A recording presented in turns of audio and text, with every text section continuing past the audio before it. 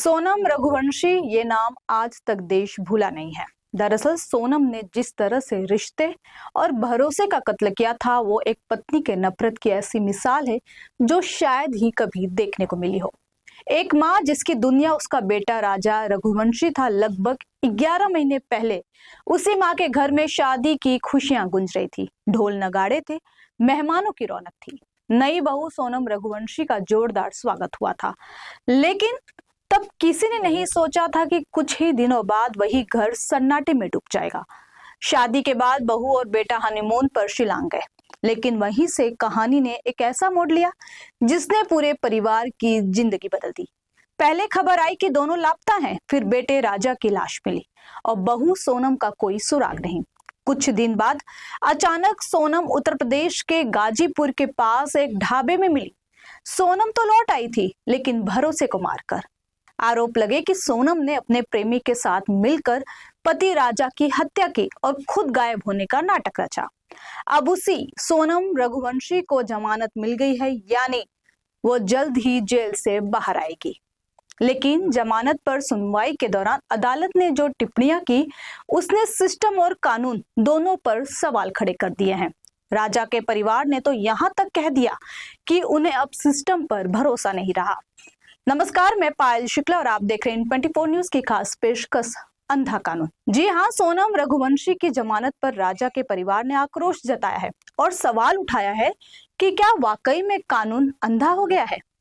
आपको बता दें कि इंदौर के चर्चित राजा रघुवंशी हत्याकांड की करीब 11 महीने से जेल में बंद मुख्य आरोपी सोनम रघुवंशी को कोर्ट से जमानत मिल गई है।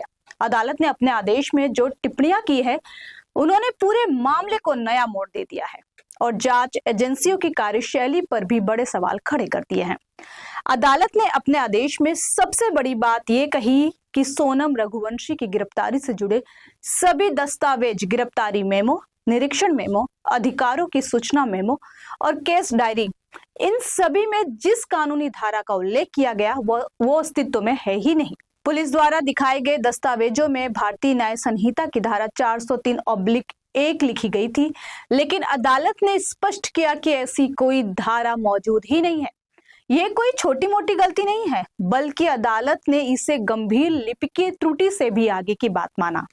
यही नहीं, जिस हत्या के आरोप में सोनम को गिरफ्तार किया गया वो बीएनएस की धारा 103/1 के तहत बताया गया, लेकिन ये धारा भी उन दस्तावेजों में नहीं दर्ज है जो गिरफ्तारी के समय सोनम को दिखाए गए थे। आपको बता दें कि कानून के मुताबिक किसी भी आरोपी को ये बताया जाना अनिवार्य होता है कि उसे किस अपराध और किस धारा के तहत गिरफ्तार किया जा रहा है, लेकिन इस मामले में यही मूल प्रक्रिया पूरी तरह से नजरअंदाज होती दिखी। पुलिस ने अदालत में यह दलील दी कि यह सिर्फ एक क्लेरिकल एरर यानी लिपि की गलती थी, लेकिन शिलांग की अदालत ने इस तर्क को सिरे से खारिज कर दिया। अदालत का मानना था कि यह कोई साधारण गलती नहीं है, बल्कि इससे आरोपी के मौलिक अधिकारों का हनन हुआ है। अदालत ने कहा कि यदि किसी व्यक्ति को यह बताया ही नहीं गया कि उसे किस आधार पर गिरफ्तार किया जा रहा है, तो वो अपने बचाव का अधिकार कैसे इस्तेमाल करेगा।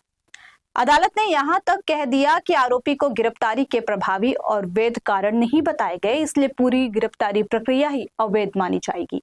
अदालत ने एक और महत्वपूर्ण बिंदु पर ध्यान दिया। आदेश में कहा गया कि ऐसा कोई रिकॉर्ड नहीं है जिससे यह साबित हो सके कि सोनम को गिरफ्तारी के बाद वकील की सुविधा दी गई थी। जब उसे पहली बार गाजीपुर अदालत में पेश किया गया, तब भी ये स्पष्ट नहीं था कि उसे कानूनी सलाह का अवसर मिला या नहीं। वहीं जमानत की खबर जब पीड़ित के घर पहुंची तो राजा की मां उमा रघुवंशी खुद को संभाल नहीं पाई। आंसू रुकने का नाम नहीं ले रहा है और दर्द गुस्से में बदलता चला गया। भर्राई आवाज में उन्होंने कहा कि मैं चाहती हूँ सोनम मेरे सामने आए तो मैं उसे मार दूं। उमा रघुवंशी का कहना है कि उन्हें समझ ही नहीं आ रहा कि इतने गंभीर आरोपों के बावजूद जमानत कैसे मिल गई। उन्होंने कहा कि मुझे कानून पर पूरा भरोसा था, लेकिन अब लगता है कानून अंधा हो गया है। उन्होंने आरोप लगाए कि अंदर ही अंदर पैसों का खेल हुआ है। राजा की मां ने सिर्फ व्यवस्था पर ही नहीं बल्कि पूरे मामले पर गंभीर आरोप लगाए हैं। उनका दावा है कि सोनम के परिवार के लोग आपस में मिले हुए हैं और इस केस में पैसों का लेन देन काफी दूर तक हुआ है, यहाँ तक कि शिलांग तक उसकी पहुंच रही। हालांकि इन आरोपों की कोई आधिकारिक पुष्टि नहीं हुई है। उमा रघुवंशी ने पुलिस की कार्यप्रणाली पर भी नाराजगी जताई। उनका कहना है कि शुरुआत में पुलिस उनके साथ खड़ी दिखी, लेकिन बाद में उन्होंने परिवार का साथ छोड़ दिया। उन्होंने ये भी कहा कि अगर आरोपी लड़की की जगह लड़का होता तो शायद उसे इतनी आसानी से जमानत नहीं मिलती। उमा रघुवंशी ने साफ कर दिया कि वे इस फैसले को यूं ही नहीं छोड़ेगी। उनका कहना है कि वे हाईकोर्ट जाएगी और अपने बेटे के लिए न्याय की हर संभव लड़ाई लड़ेगी। उन्होंने आरोपी को कड़ी से कड़ी सजा दिलाने की मांग की है और यहां तक कहा कि दोषी को फांसी मिलनी चाहिए। मृतक के पिता अशोक रघुवंशी ने भी इस फैसले पर नाराजगी जताई। उन्होंने कहा कि उन्हें कानून पर भरोसा था, लेकिन इस फैसले ने उनका विश्वास तोड़ दिया। वहीं भाई सचिन रघुवंशी ने तीखी प्रतिक्रिया देते हुए कहा कि हमने फिल्मों में सुना था कि कानून अंधा होता है, लेकिन अब यकीन हो गया है। उन्होंने व्यंग्यात्मक लहजे में कहा कि अगर किसी को जल्दी जमानत चाहिए तो वो शिलांग चला जाए।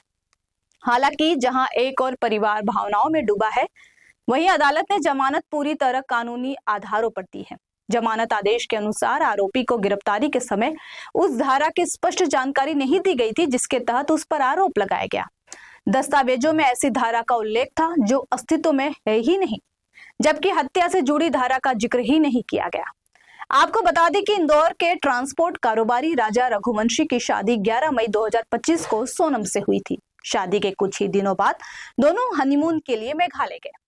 23 मई को राजा लापता हो गए और 2 जून को उनका शव चेरापूंजी की एक खाई में मिला। बाद में सोनम ने 8 जून को गाजीपुर में आत्मसमर्पण किया और पुलिस ने अन्य आरोपियों को भी गिरफ्तार किया। तब से ये मामला लगातार सुर्खियों में बना हुआ है। दरअसल सोनम की कहानी भी अब उनमें शामिल हो गई है, जब किसी तीसरे की वजह से अपने ही हमसफर को मौत की नींद सुला दी गई है। हनीमून पर गए राजा की हत्या भी उन मामलों की याद दिलाती है जब किसी तीसरे की वजह से एक साजिश के तहत अपनी ही जीवन साथी या जीवन संगिनी को लोगों ने बेरहमी से मार डाला हो। किसी जमाने में कहा गया था कि प्यार अंधा होता है और प्यार के लिए लोग कुछ भी करते हैं, क्योंकि यदि प्यार अंधा नहीं होता तो चाहे वो मेरठ की मुस्कान हो या फिर इंदौर की सोनम, ऐसा भयावह कदम नहीं उठाती। सोनम ने न सिर्फ पति पत्नी के भरोसे वाले रिश्ते का कत्ल किया है, बल्कि 2 परिवारों को भी तबाह कर दिया। राजा का परिवार आज गम के ऐसे अंधकार में डूबा है जिससे निकलने में उन्हें न जाने कितने साल लग जाएंगे। सोनम और राजा दोनों का परिवार एक समृद्ध परिवार है। दोनों पढ़े लिखे भी थे। सोनम चाहती तो राजा के साथ शादी करने से इनकार कर सकती थी। वो चाहती तो अपने परिवार से बात भी कर सकती थी, लेकिन उसने ऐसा कुछ नहीं किया। उसने राजा से शादी तो की, लेकिन उसके दिल में राज था।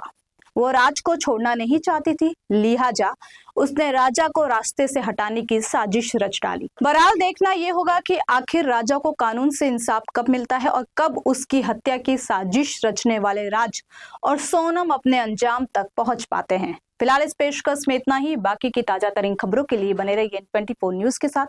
तब तक के लिए मुझे दीजिए इजाजत। नमस्कार।